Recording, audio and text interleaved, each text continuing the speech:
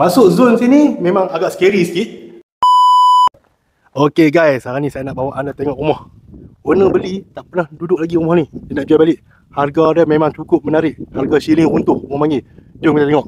Anda sendiri teka berapa boleh jual rumah ni.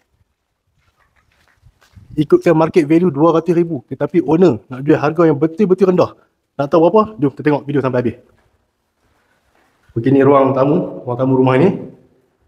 Okey juga. Dan kita ada 3 bilik tidur dan 2 bilik air. Masuk zone sini memang agak scary sikit. Tetapi jom kita tengok juga lah. Ini master bedroom. Lantai dia memang kena cuci balik lah. Itu saja. Dan bilik tidur ni kita ada 1 toilet.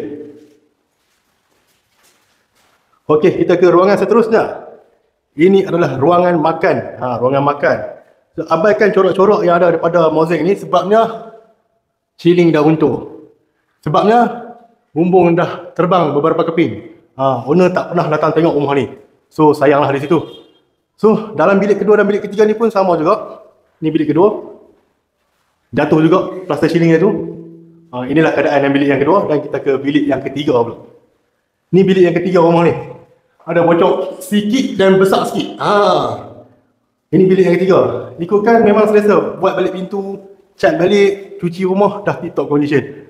Okey, ini bilik air di belakang. Ini dapur lah. Ada satu sinki di sini. Dan kita ada lebih kurang 4 kaki tanah di belakang.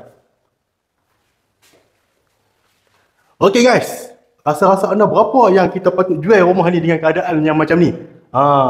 Jika anda berminat, offer lah satu harga. Kita boleh deal sampai jadi. Jika berminat, rumah di pusing perdana Ipoh Perak ni, boleh hubungi saya dengan segera. Okay, bye.